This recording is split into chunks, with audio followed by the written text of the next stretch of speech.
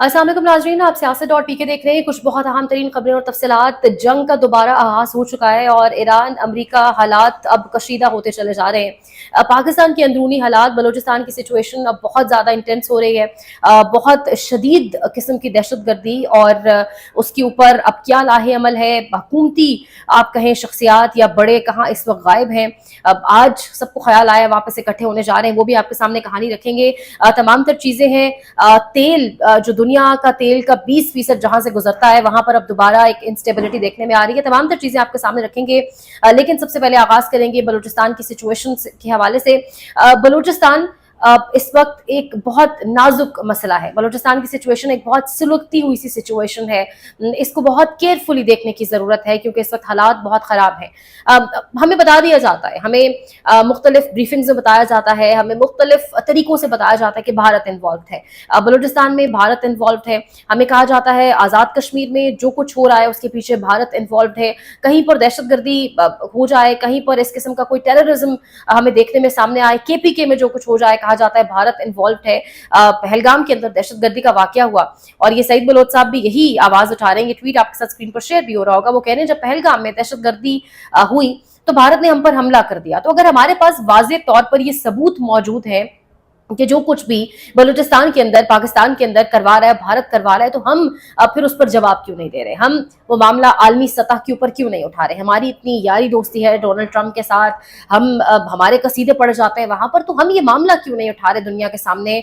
भारत को जलील रुस्वा क्यों नहीं कर रहे कि वो एक दूसरे मुल्क के अंदर दहशतगर्दी करवा रहा है? इस बार जो सब कुछ हो रहा है बलूचिस्तान में वो कोई इस किस्म के टेररिज्म अटैक्स नहीं है कि कहीं पर धमाका हो जाए, कहीं पर, मतलब प्रॉपर प्लान्ड अटैक्स जो होते हैं एक हिकमत अमली के साथ जो होते हैं, एक मरबूत हिकमत अमली के साथ वो हो रहे हैं। क्यों दुश्मन इतना ज्यादा ऑर्गेनाइज तरीके से, इतना सॉर्टेड तरीके से अटैक्स कर रहा है, ये एक बहुत अहम चीज़ है।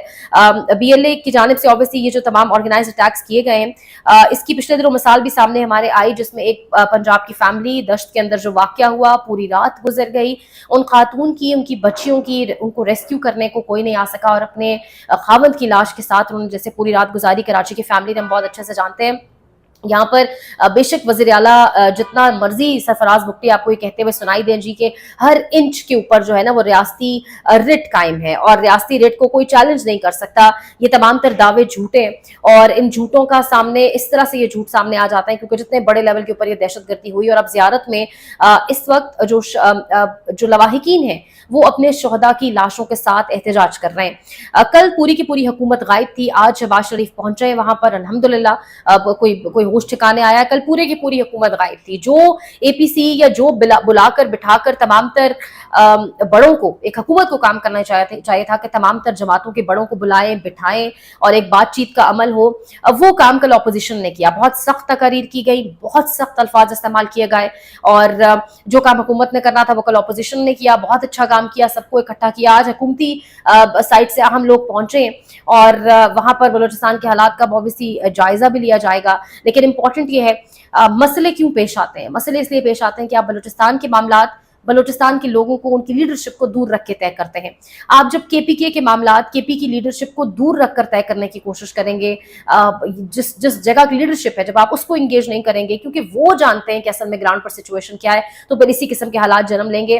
राना सनाउल्लाह साहब बिल्कुल भी सामने नहीं आए। अवाम के सामने तो उन्होंने किसी तरीके से कोई लाहे अमल देने की या अवाम को कोई तसल्ली तशफ़ी कराने की कोशिश नहीं की कि बलूचिस्तान में असल में हो क्या रहा है, हालात क्यों खराब है।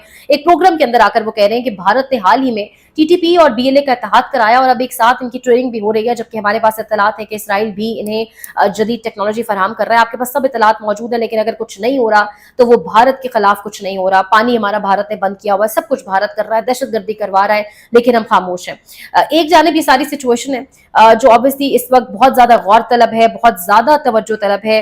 दूसरी जानिब बहुत इंपॉर्टेंट है कि एक तो बलूचिस्तान की क्योंकि हम बात कर रहे हैं तो सरदार अख्तर मेंगल साहब ने अपनी तनख्वाह का एक यानी 2024 से गालिबन 2026 तक उनकी जो तनख्वाह थी 80 लाख के करीब ये बनती है, वो उन्होंने हुकूमती खजाने में जमा करवा दी है और उन्होंने कहा मैं ये नहीं रखूंगा। तो यहाँ पर ऑब्वियसली सवाल उठता है, बहुत सारे مزید جو تمام تر شخصیات خود کو بڑی عوامی شخصیات کہتی ہیں, عوامی وزراء اعلیٰ خود کو بتاتی ہیں, اور کس طریقے سے ان تمام تر لوگوں نے مہنگے مہنگے جہاز اور مہنگی مہنگی چیزیں خرید رکھی ہیں, ہم بہت اچھے سے جانتے ہیں. اسد طور صاحب کہہ رہے ہیں کہ پنجاب حکومت نے حال ہی میں پنجاب آبادی اور فلاح و بہبود کے 6000 سے زائد اہلکار کا محکمہ ختم کر کے اس کو پنجاب ہیلتھ ڈپارٹمنٹ میں ضم کر دیا. تو یہ اس وقت حالات ہیں, یعنی آبادی کنٹرول کرنے کا بھی جو سارا کام ہے وہ بھی اب آرمی چیف کریں گے, اور وہ کام بھی اب فیلڈ مارشل کریں گے. تو اب یہ حکومت کس واسطے ہے, یہ سیاسی لوگ کس واسطے ہیں, اب کس لیے یہ بیسیکلی ان کو کیوں بٹھایا گیا ہے؟ جہازوں کے لیے بٹھایا گیا ہے, مراد کے لیے بٹھایا گیا ہے, عیش و آرام کے لیے بٹھایا گیا ہے, بین الاقوامی دوروں کے لیے بٹھایا گیا ہے, پورے دنیا کے جھولے لیتے رہے. مطلب ان کا اصل میں یہاں پر ان کے ہونے کی وجہ کیا ہے؟ ایک یہ بڑی اہم چیز ہے. دوسرا یہ فیاض راجہ صاحب لکھ رہے ہیں کہ فیصلہ سازوں نے کپتان کی فیملی کو تازہ ترین پیغام بھجوایا ہے, اور پیغام یہ ہے کہ اڈیالہ جیل میں قید عمران خان کے پاس نواز شریف والا آپشن موجود ہے. اگر عمران خان علاج کی غرض سے باہر نہیں جانا چاہتے تو پھر ہمارے پاس ان کو جیل میں رکھنے کے سوا کوئی آپشن موجود نہیں ہے. یہ فیاض راجہ صاحب لکھ رہے ہیں. تو یہ اس وقت ساری سچویشن ہے. ایک بڑی خبر ڈراپ سائٹ نیوز یہ بھی دے رہا ہے کہ یہ آپ کے ساتھ اسکرین پر بلکہ ایز اٹ از شیئر ہو رہی ہوگی. خبر یہ ہے کہ Pakistan demands extradition of political ڈیسیڈنٹس from UK in exchange for taking members of grooming gangs. یعنی بیسیکلی جو جو باہر لوگ جو فار ایگزامپل UK میں جو لوگ بیٹھے ہیں, جو پولیٹیکل ایک رائے رکھتے ہیں, جن کی ایک اوپینین ہے, ایک اپنی بات کرتے ہیں, وہ جو باہر بیٹھے UK کی آپ کہہ رہے سٹیزن شپ لے کر بھی ان کی حوالگی مانگی گئی ہے, اور اس کے بدلے یہ کہا گیا ہے کہ جو آپ کا, جس طرح یہ ایک BBC کا آرٹیکل آپ کے ساتھ شیئر ہو رہا ہوگا, کیونکہ اس میں کہا گیا ہے کہ جو گرومنگ گینگز کے سربراہ ہیں وہ پاکستان کے حوالے کر دیا جائے, اور پاکستان چاہ رہا ہے کہ اس کے بدلے ہمیں UK سے, یعنی آپ جانتے ہیں UK سے کون کون سے لوگ ہیں جن کی حوالگی پاکستانی حکومت مانگ سکتی ہے, اس میں کون کون سے نام ہیں, اور اس میں کس کس کے حوالے سے کہا جا رہا ہے. اوبیسلی جو تنقیدی آوازیں ہیں, جو تنقید کرتی ہیں, جو بہت مختلف قسم کی سٹوریز کر رہے ہیں, بہت سارے صحافی اس میں ہیں, بہت سارے پولیٹیکل لوگ اس میں ہیں, انہی کی حوالگی اوبیسلی پاکستانی حکومت مانگے گی, اور اس کے بدلے جو گرومنگ گینگ کے سربراہ ہیں ان کے حوالے سے کہا جا رہا ہے کہ ان کو جو ہے پاکستان کے حوالے کر دیا جائے, اور ساتھ ان کو بھی پاکستان کے حوالے کیا جائے جن کی حوالگی پاکستان چاہتا ہے. تو کیا اب UK کی عدالتیں اس پر رضامند ہوں گی, نہیں ہوں گی؟ یہ بھی ایک بڑی خبر ہے, ایک بڑی سٹوری ہے جو سامنے آ رہی ہے. بات کریں گے ایران US وار کے اوپر. سچویشن اس وقت مسلسل خراب ہوتی دکھائی دے رہی ہے. جو آیت اللہ خامنہ ہے سپریم لیڈر, ان کا جنازہ, ان کی تدفین, اور آئی تھنک وہ جو مناظر آ رہے تھے وہ ڈونلڈ ٹرمپ سے برداشت نہیں ہوئے, جس طرح سے پورا ملک نکلا. کم سے جو معاملہ شروع ہوا, کم سے جو آپ کہیں پروسیشنز, اگر صحیح ورڈ یوز کیا جائے, جو شروع ہوئی, اور پھر کم سے ہوتے ہوئے نجف, کربلا, اور اس کے بعد اب مشہد کے اندر تدفین ہونی ہے, اور اس کے ساتھ ہی ایران کے اوپر تیسری جنگ اس لیے 2025 میں پہلی جنگ ان کے اوپر تھوپی گئی, فیبروری 2026 میں دوسری, اور اب 2026 جولائی کے اندر تیسری جنگ. MOU کے بعد, MOU کو سائن ہونے کے بعد 60 دن کا وقت تھا جس میں حتمی ڈاکیومنٹ سائن ہونا تھا, لیکن اس سے پہلے ہی اس وقت ایران اور امریکہ دونوں MOU سے, دونوں فائنل اگریمنٹ سے پیچھے ہٹ چکے ہیں. دونوں یہ کہہ رہے ہیں کہ ہم نے MOU کو معطل کر دیا ہے. اسلام آباد MOU از نو مور افیکٹو, اور تمام تر جو اوبیسلی اس کی ذمہ داری ہے وہ امریکہ کے اوپر آتی ہے جس نے آغاز کیا. اور اس وقت سچویشن یہ بن چکی ہے کہ جو ابراہیم ذوالفقاری ہیں ان کا یہ بیان سامنے آیا ہے کہ جنوبی پرشین جو گلف ہے وہاں پر تمام ایئر لائنز جو ہیں وہ اپنی فلائٹس کو معطل کر دیں, کیونکہ آج رات امریکہ کہہ رہا ہے کہ ہم بھی ایک بڑا حملہ کریں گے ایران کے اوپر, اور ایران کہہ رہا ہے کہ ہم آج رات مزید بڑے طریقے سے جواب دیں گے, مزید جارحیت کے ساتھ جواب دیں گے, اور اس میں اب صرف یہ جواب بحرین اور کویت تک محدود نہیں ہوگا بلکہ UAE, سعودیہ, قطر, ان تمام تر ممالک کے اندر جو بیسز موجود ہیں ان کے اوپر اٹیک کیا جائے گا. اور مین لینڈ کے اوپر اٹیک ہو رہا ہے, جو مین ریلوے ٹریکس ہیں, جو مین لینڈ ہے ایران کا, اس کے اوپر اٹیک ہو رہا ہے. تو MOU اب کسی طور بھی افیکٹو نہیں ہے. غالب آف کا بیان بھی آ چکا ہے, جو ان کے اسپیکر ہیں ان کی اسمبلی کے, وہ کہہ رہے ہیں کہ وعدے تو انہیں کی بڑی قیمت ادا کرنی ہوگی, اور جتنی بھی ہیوی آرٹلری ہے وہ منگوانا شروع کر دی ہے انسٹالیشنز کے اوپر ایران نے. تو اب یہ جنگ واپس کس طرف جا رہی ہے؟ آپ کا اسٹریٹ آف ہارموز, اب نائے ہرمز, جس پر سے دنیا کا 20% تیل گزرتا ہے, وہ اس وقت obviously خطرے میں ہے. وہاں پر سچویشن بہت خراب ہے.